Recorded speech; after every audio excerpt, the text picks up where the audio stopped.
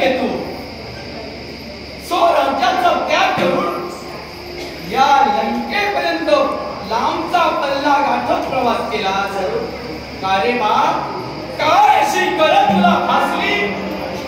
आज या लंकेच्या राजा विभीषणाची आठवण तुला झाली. खरा तर हा योगायोग समजूया किंवा तुमची माझी आता ग्रंथिका होते. अर्थात योगायोगाने तुमची माझी ग्रंथिका झाली. तुमच्या वयाचा मान राखत तुमच्या चरणाशी मी भिडतो, मंगल आशीर्वाद दिला, समाधानी झालो. पण माझ्या मनात असणारी एक लहानशी शंका, या शंकेचं निराकरण आपण करा यात शंका नाही. अयोध्येत अराजकता निर्माण झाली. अर्थात अयोध्येत खऱ्यापण आजपर्यंत प्रत्येक नागरिक सुखी समाधानी जीवन जगत होता. आणि असं असताना आमच्या देशासमोर दिसणारी एक अघटित घटना, ती अघटित घटना कोणती असेल तर रक्ताक्षी नावाची एक स्त्री. ही स्त्री आमच्या राज्यातील लहान बालकांना आपल्या भक्षस्थानी पाडून त्या लहान बालकांना घरात जनसंख्यापासून नष्ट करत त्यांचं रक्त पीत होती. अर्थात नेत्रासमोर घडणारी घटना ही मला अनुचित वाटली. त्या रक्ताक्षीला मी प्रतिकार केला आणि खऱ्यापण युद्धातून पलायन करून ती रक्ताक्षी खऱ्यापण या लंकेपर्यंत आली. तिच्या पावलावर पाऊल ठेवून इथपर्यंत आलो आणि तुमची माझी ग्रंथिका झाली. माझी आपल्याला विनंती, ती रक्ताक्षी हिला आपण पाहिला का किंवा ती तुमच्या सोबत समावित आहे का? रक्ताक्षी नामक स्त्री म्हणे अयोध्येच्या पुण्यमय क्षेत्रात गेली आणि कोवळ्या कोवळ्या बालकांचं रक्त प्राशन घेते. अशा रक्ताक्षी स्त्रीला खेचून ठार मारायलाच हवी. कारण विषारी सर्प दुसऱ्याला उपद्रव करण्यापूर्वी खेचायला हवी. अग्नीची खिडकी वडवा पेटवण्यापूर्वी विझवायला हवी. रोग हा संसर्गजन्य आहे. इतरांना लागण होण्यापूर्वी हकीम वैद्य न पेक्षा देवतांचे धन्वंतरी खाली आणून त्याच्यावर योग्य तो इलाज करायला हवाय. चला, मी सैन्य माझं बरोबर देतो. रक्ताशी मिळे तिथं खेचून ठार आपल्यापर्यंत रक्ताक्षी आली नाही. आम्ही तिला ओळखतो सुद्धा, आपण तिला पाहिला नाही. आपलं सैन्य आमच्या बरोबर देण्यासाठी आपण जी खऱ्यापण आमच्या कार्यात खऱ्यापण आपला सक्रिय सहभाग दाखवला त्याबद्दल आपले मनपूर्वक आभार. पण ती जर इथपर्यंत आली नसेल तर अधिक काळ मी तर थांबणार नाही. कारण त्या रक्ताक्षीचा शेवट झाल्याशिवाय माझ्या मनाला स्थिरता नाही. अर्थात अनेक बालकांच्या भक्षस्थाने पडण्यापूर्वी त्या रक्ताक्षीला मी जयसंपासून सगळे रक्ताक्षीचा अभाव काय प्रकारचा आमची फसवणूक केली नाही. मी ऐकतोय ते सत्य आहे का? हा आवाज माझ्या ओळखीचा मला दिसतोय. अर्थात खात्री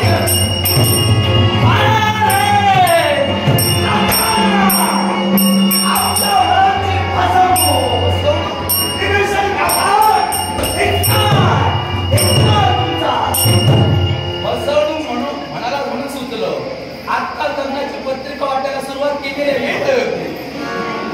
या लग्नाला या. मनापणाची पत्रिका अयोध्येला आम्ही विसरणार नाही. ही पहा, लग्न होणार आहे. ही नाव सुंदरी.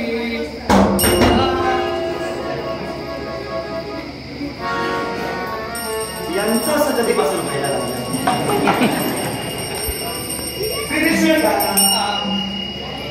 लग्नाची पत्रिका अयोध्येपर्यंत येणार आहे. म्हणजे लंकेत कुणाचं तरी लग्न आहे.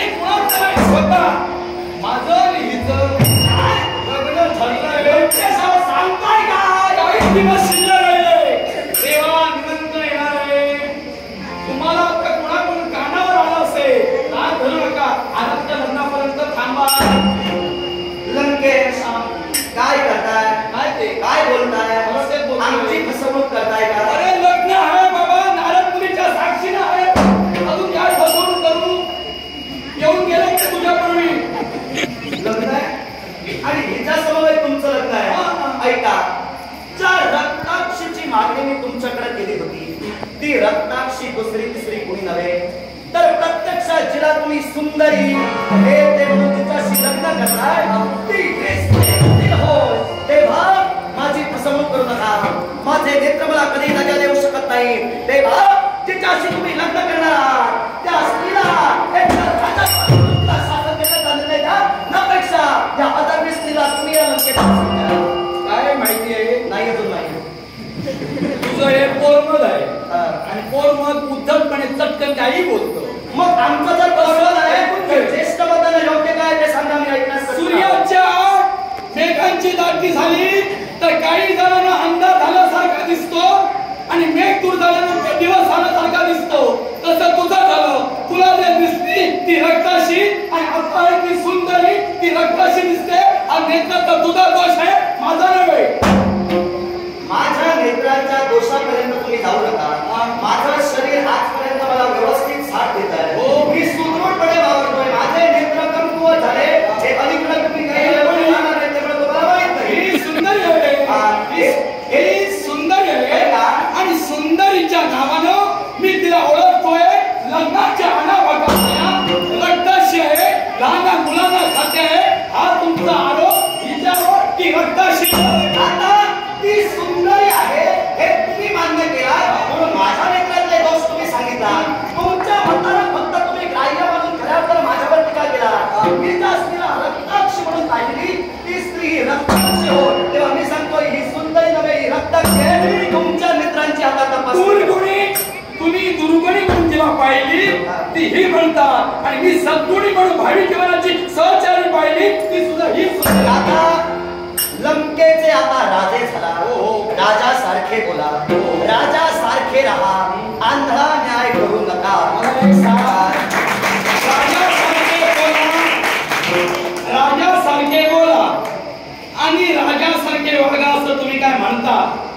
तुम्ही न्याय करू नका. मी काय असं अन्याय बोललो वागो बोललो ते आधी मला सांग. अन्याय आणि राजासारखे बोला. तुझा जन्माने कधी झाला तो लक्षात घे. बरोबर. ज्यावेळी अरे रावण राम युद्धाला कौल लागली त्यावेळी खऱ्यानं तुझ्या कुटुंबाला सहाय्य करता मी झालो. मेघनाद म्हणजे इंद्रजीत माझा पुतण्या मेघाच्या आडावर सर्वृष्टी केली आणि तुझा पिता सौमित्र याला धारातीर्थी पाडिलं.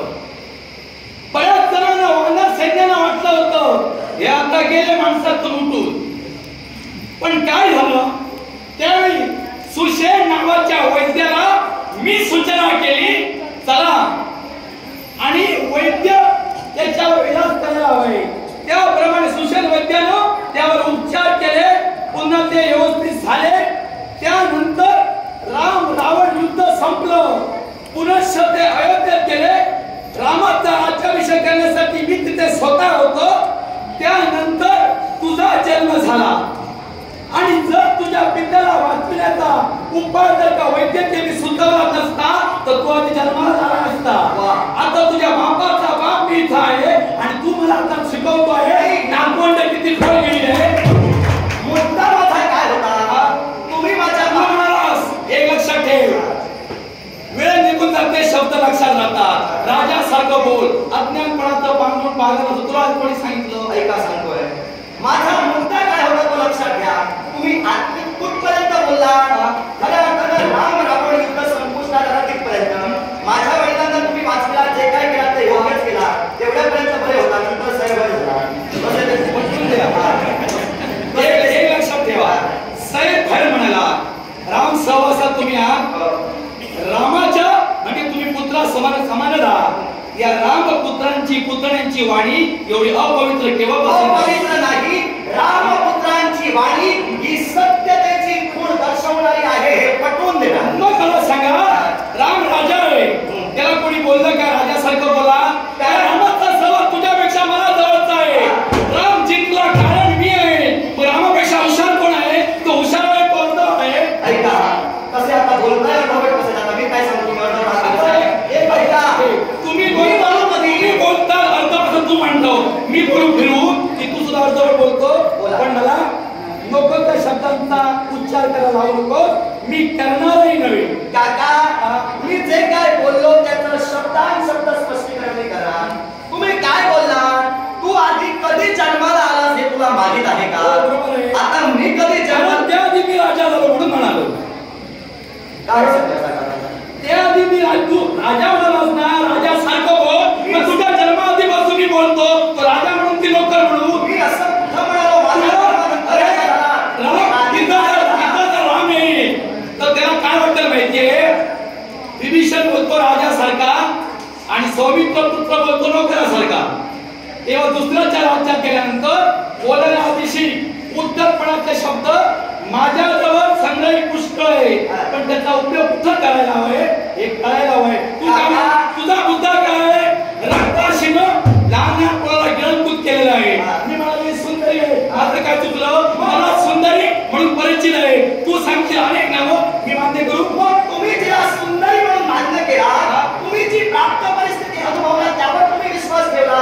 मग ती जी प्राप्त परिस्थिती अनुभवली त्यावर मी विश्वास का ठेवू नये? मी तिला रक्ताक्षी म्हणून पाहिलं, तीच ही रक्ताक्षी. तुम्ही सुंदरी मी कसं काय मान्य करू? तसं तुम्ही मान्य ऐका. मी आधी बोलतोय.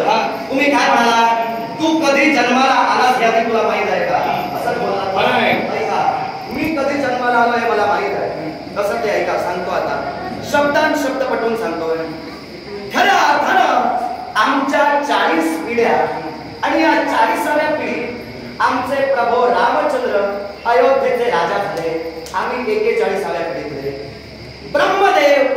ब्रह्मदेवांचा पुत्र मरीची, मरीचीचा पुत्र कश्यप, कश्यपचा पुत्र विवस्वान, विवस्वानचा पुत्र वैवस्वत मनु, वैवस्वत मनुचा पुत्र इक्ष्वाकु, इक्ष्वाकुचा पुत्र कुक्षी, कुक्षीचा पुत्र विकुक्षी, विकुक्षीचा पुत्र बाण, बाणचा पुत्र अनरण्य, अनरण्यचा पुत्र पृथु, पृथुचा पुत्र त्रिशंकु, त्रिशंकुचा पुत्र धुंधुमार, धुंधुमारचा पुत्र यवनाश्व, यवनाश्वचा पुत्र मांधाता, मांधाताचा पुत्र सुसंधी, सुसंधीचा पुत्र ध्रुवसंधी, ध्रुवसंधीचा पुत्र भरत, भरतचा पुत्र असित, असितचा पुत्र सगर, सगरचा पुत्र असमंजस, असमंजसचा पुत्र अंशुमान, अंशुमानचा पुत्र दिलीप, दिलीपचा पुत्र भगीरथ, भगीरथचा पुत्र ककुत्स, ककुत्सचा पुत्र रघु, रघुचा पुत्र प्रवृद्ध, प्रवृद्धचा पुत्र शंखण, शंखणचा पुत्र अग्निवर्ण, अग्निवर्णचा पुत्र सुदर्शन,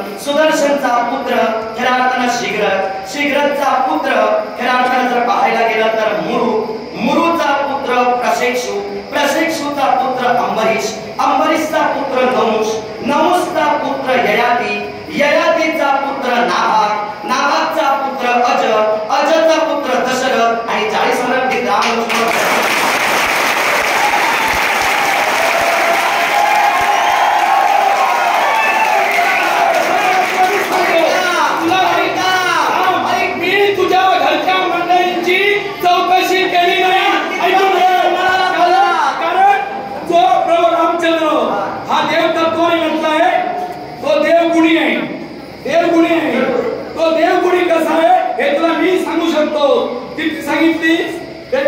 तू सांगितली नाही. 41व्या विचार होते तुला माहित नसेल आणि ती सांगायला तो विसरला. पण ऐके विष्णूचा अवतार राम हा ज्यावेळी मला कळाला त्यावेळी तिच्या गुणाची पालक आधी मी केली. तुझ्यापेक्षाही मला माझा प्रभाव कसा तो सांगतो. त्यावेळी गुणांची पालक आधी केली. मी कुळात किती जन्माला आलो याचे तुला हेरापटन करायला सांगितलं नाही. सत्य, शौच, दया, शांती, त्याग, संतोष, आर्दव, क्षम, दम, तप, साम्य, शितिक्षा, उपरती, शूद्रम, ज्ञानम, विरक्ती, ऐश्वर्य, शौर्य, पर्ण, विलासित, केतुमान, जिज्ञासु, परंतु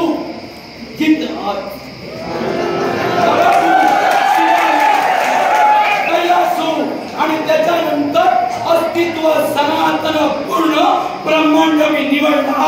त्या वेळेचं वर्ण ज्यावेळी देवाने केलं त्या आत्महत्या ध्यानी राहिलं. तुझ्या पिढ्या खाऊचे आपण खूप अट्टास करतो इतरांपेक्षा आपलं वर्चस्व प्रस्थापित करण्याचा. तुम्ही काय बोलला? आधी सांगितले नाही. तू बोलायला सुरुवात केला. मी ठरवून आलो नाही तेव्हा तू ठरवून आला हे सांगायला हवंय. पण न ठरवता एवढं सांगणं सुद्धा पुरं आहे बाबा.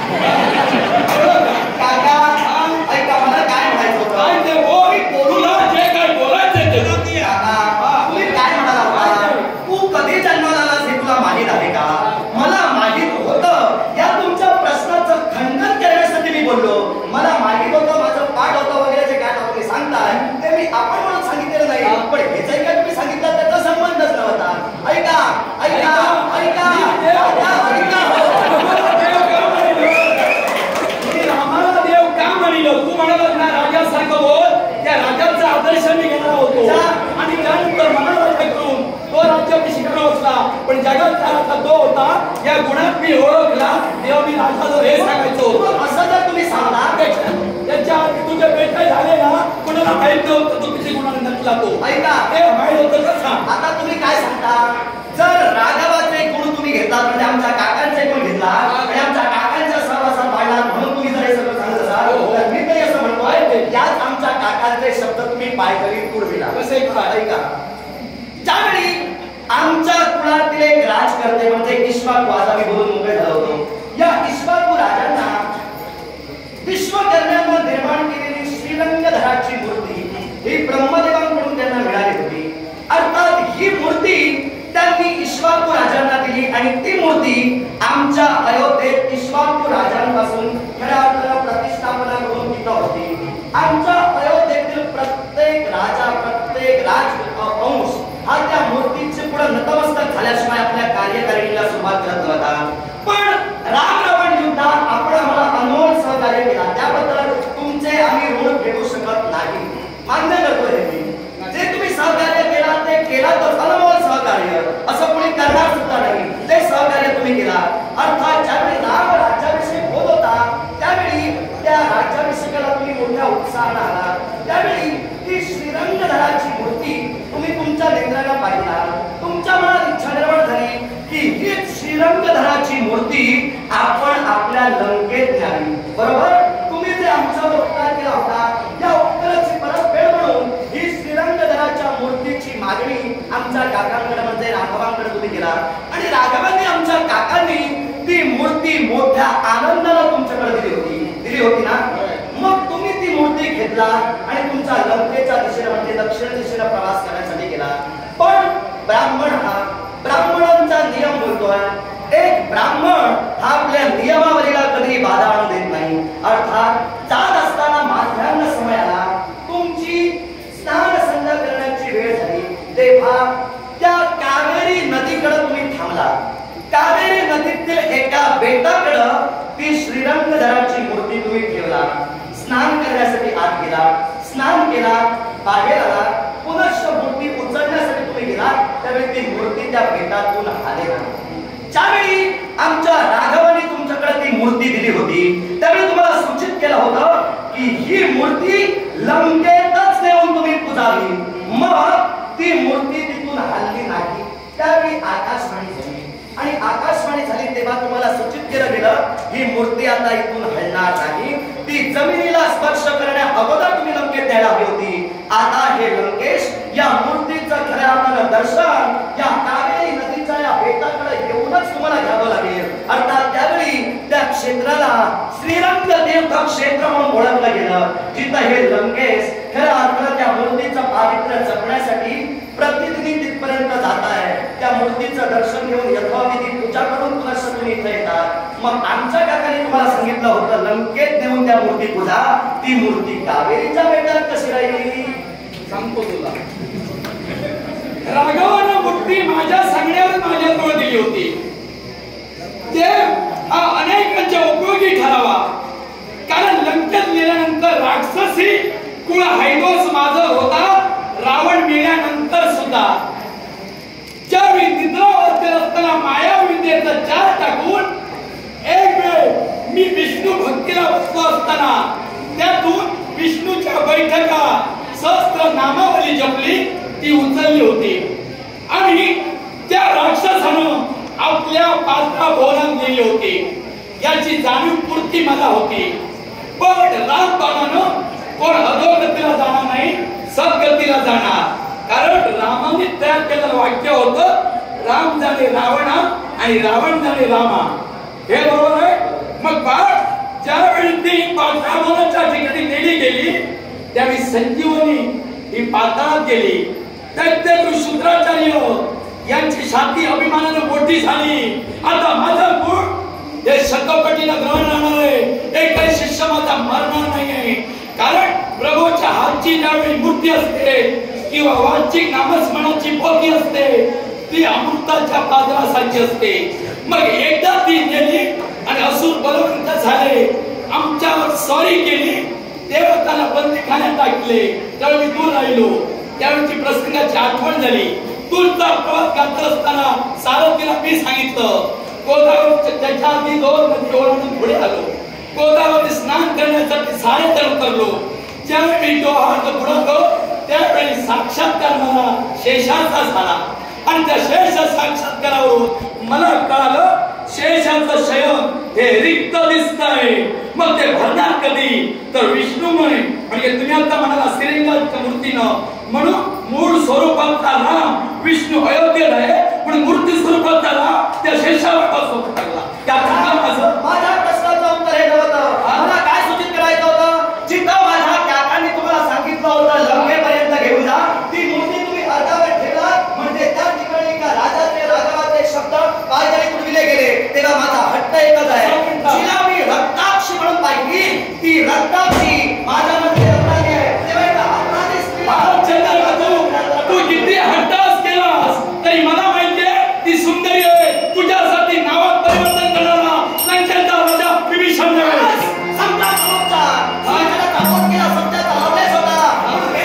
सत्याच्या ठिकाणी थांबायलो, पण तुम्ही तर तुमच्या सगळ्याचे काम असाल. या रक्ताक्षीला सहसा सहजी करू देणार नाही. तुम्ही तर तिथं संभावत होत असाल तर अमान्य करून तिच्या जीविताचा सेवा तू हा तुझा हट्टास आहे. कारण होणारी पत्नी ही दुसऱ्याने मारावं स्वतःचं वैरत्व ओढून घेऊ नको. त्या लंकेचा राजा आहे, तिची होणारी पत्नी ही साम्राज्ञी असते आणि राजा हा बापा समा होणारी पत्नी आई समान असते. मुलांना आईवर श्रद्धा लावावं. मी खऱ्या अर्थानं नात्यांचा विचार निश्चितच केला असता, पण माझ्या नजरेची स्त्री अपराधी ठरली. माझे नेत्र मला कधी फसवू शकणार नाही. आता मी पाहिलं ते सत्य, आता ती स्त्री लाखांसाठी उपद्रवी आहे. आता भविष्यात माझ्या नावाची वेळ येऊ नये म्हणून ते सत्य मी पाहिलं. त्या सत्याच्या पावलावर मी तू सत्य नाही असत्य पाहिलं का? राम राज्यामध्ये राम राज्याच्या मी सुरुवात झालं. रामाच्या राज्यात कोणी विधवा नाही, कोणी दुःखी नाही, कोणी कष्ट नाही, कुणाचं रक्त सांडत नाही. मग राम राज्य असताना रक्त बाहेर पडत असतो. मी तेच पाहिलं. आतापर्यंत आमच्या घराकडे दृष्टिकोन असणारी घटना प्रत्यक्षात विश्वनिर्मित खऱ्या अर्थानं देवाच्या कृपेनं मी पाहिली. आता तेच पहा की अशा शब्दापासून नष्ट करण्यासाठी पुण्यवान वीर अरे राम राज्य हे राम राज्य म्हणजे सुखाचं राज्य आहे. सुखाच्या राज्यात दुःख आलं कसं? पण सुखाच्या राज्यात दुःख आलं कसं हे नियतीला माहीत. अर्थात ते तिथं आलं, नियतीला ते माझ्या दृष्टिक्षेपात आणून दिलं. अर्थात खऱ्या अर्थानं हे पाप नष्ट करणं माझा धर्म आहे. तू अयोध्येच्या सीमेवर चतुरंग म्हणजे सेना पक्ष ठेवला, सीमा रक्षण करणारे होय ना हनुमंत, मारुती, सुग्रीव, अंक हे काय करत होते? काय झोपा गेले होते? आता त्यांच्याकडे उत्तर द्या. का दुःख होतं तेव्हा? ऐका, मी काय म्हणालो? काय म्हणाला? माझ्याकडे ज्यावेळी ही घटना समजली, आधी मी हिला रक्ताक्षी जिथं पाहिली त्यावेळी ती खऱ्या आमच्या राष्ट्रवेशीकडं अयोध्येतल्या जे का बालकाला घेऊन त्याचं रक्त पीत होती. हे जे मी पाहिलं ते सत्य सत्य म्हणून कोपून तिथं सांगतोय. तिथं माझ्या मनातली खऱ्या भावना ही सत्याचीच आहे. तेव्हा मी जे सत्य पाहिलं त्यावर माझा विश्वास आहे. अर्थात फक्त एका हनुमंत किंबहुना तुम्ही जे सांगितलं ते अयोध्येची जी कला मंडळी आहे किंबहुना अयोध्येचे ते संरक्षक कवच आहे. आपली जबाबदारी घोषित आहे. तुझ्याकडे काय जादू आहे किंबहुना काय करतं ह्या मला माहित नाही. हे त्याशिवाय दुसऱ्याकडे सांगू शकत नाही. तुझं बघतो एक लक्षात दे, तिथे काय बघू नकोस.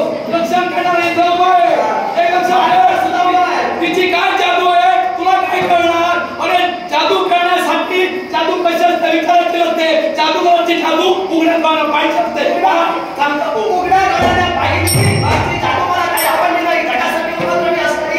ही जी उपद्रवी जादू नष्ट करण्यासाठी आलो मी तर कवळा नाही मानव देव सांगता. तिच्या अंगात कला आहे, ती कला दाखविणार संपण्याचा ठेका तू हाती घेतलास. हिच्या अंगी कला आहे ती दाखवणार. का कसला ठेका मला? संपण्याचा हिला ठेका मी घेतला. हो कारण सांगतो अयोध्येतील प्रजाजनांना ही उपद्रवी करते.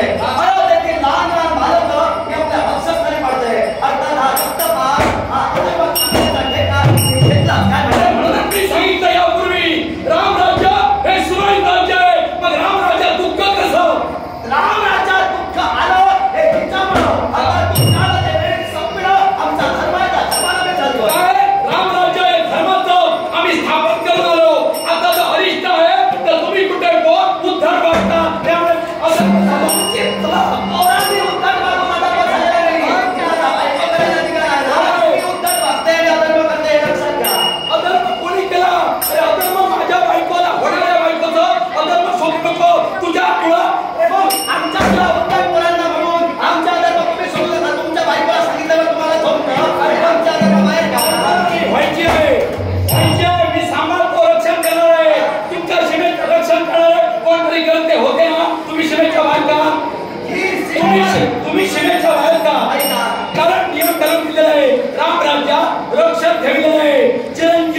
साक्षात वज्र नाही, 11 रुद्र, सगळा हनुमंत आहे, सुग्रीव आहे, अंगद आहे, जामवंत आहे. मग तू बाहेर का? याला कारण सांगतो, तुम्ही दैवी तेजाचे आहात, म्हणजे तुम्ही ब्रह्म. तुम्हाला आता वियोग झाला अयोध्येतून. ब्रह्माला वियोग कसा? आणि वियोगी आता जाणार ते ब्रह्म कसे? याला कारण आहे, ब्रह्माला विश्वास अचल अवस्थेत आहे, अर्थात अचल ऐका आई सर्वज्ञानं गोचर आहे. कारण तू मनुष्याने जन्माला आलास, मनुष्याने जन्माला आलास. आणि तुम्ही अरे बाबा, मी ब्राह्मण निमित्त मनुष्य निमित्त मी तुझ्यापर्यंत आलोय. ते प्रश्न पुढे तुम्हाला विचारतोय. तुम्ही काय म्हणालात? ब्रह्माला वियोग कसा आणि विरोधी ब्रह्म कसा? मनुष्याने जन्माला आलेल्या मनुष्याला ब्रह्मतत्वानं मंडित असलेला ब्राह्मण सांगतोय ब्रह्माला वियोग कसा विरोधी ब्रह्म कसा? काय बोलतो पडायचं?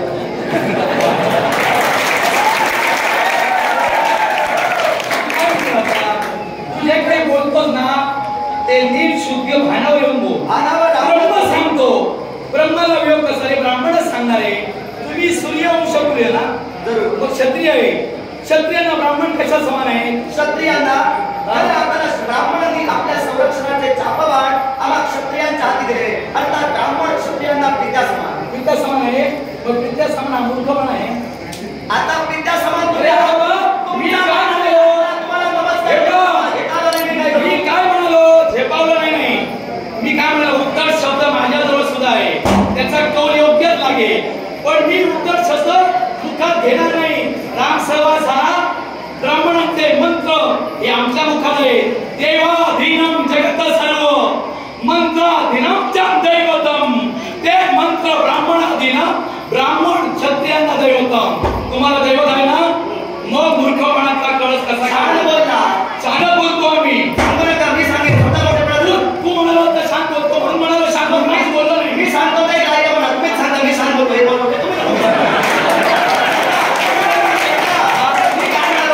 तुम्ही छानच बोलला. देवाधीनम जगत सर्वम मंत्र अधीनम दैवतम. ते मंत्र ब्राह्मणाधीनम, ब्राह्मण मम दैवतम. ब्राह्मण मम दैवतम असं म्हटलंय तुम्ही. ब्राह्मण